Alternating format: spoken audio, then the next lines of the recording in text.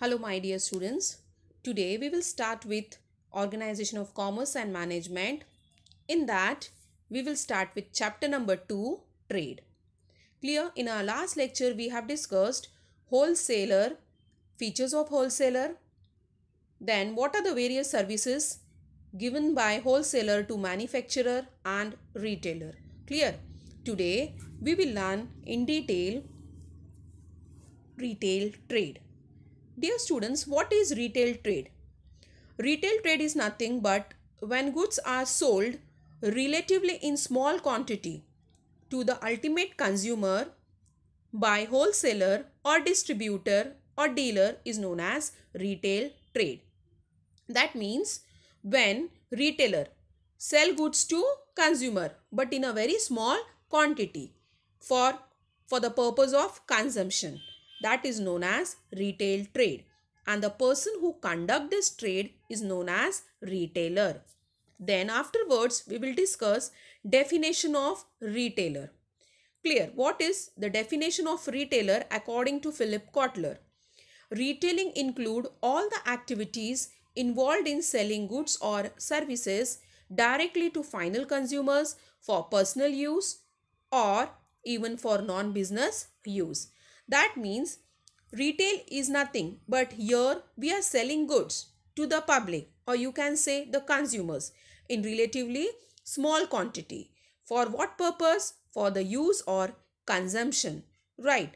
Rather than for resale. That is known as retail trade. Then dear students, we will learn features of retailers. You can see on the slide number 1 point, goods are sold to ultimate consumers. That means whatever goods is purchased by retailer from wholesaler, then all those goods are finally sold to the consumers, to the ultimate consumers. The next point, the retailer purchase that goods in small quantity. If I am talking about wholesaler, wholesaler is a person who purchase goods from manufacturer in large quantity. Clear? But here in this retail trade, retailer purchases goods in small quantity and all those goods are sold to the ultimate consumers in small quantity itself. The number 3 point, variety of goods are sold. That means retailer keeps variety of goods, wide variety of goods in small quantity. The next point, direct contact with consumer. Clear? That means retailers is a person who directly can contact to the consumer. The next point, area of sale is limited. That means he can conduct its business in a limited area only. Then next point, it is the last link in the channel of distribution. Clear? That means number one producer to wholesaler, then wholesaler to retailer, and retailer to consumer is the last link in the channel of distribution. Clear? So all these are the features of retailer. Further, my dear students, we will learn what are the various services given to the wholesalers. Clear? By the retailer. As you can see in the slide, number 1, chain. Producer will sell goods to wholesaler, wholesaler will sell to retailer, and retailer will going to sell goods to the consumer. Clear? Then we will discuss now what are the services given by retailer to wholesaler. Number 1 services helps to distribute. Helps to distribute means what? Retailer help to quickly distribute goods. It becomes very important in case of perishable goods like dairy product, fruits, vegetables, pulses, etc. What are perishable goods? The goods which have a very short life, right? That, for example, I told you vegetables. Vegetables cannot survive for 3 to 5 days, right?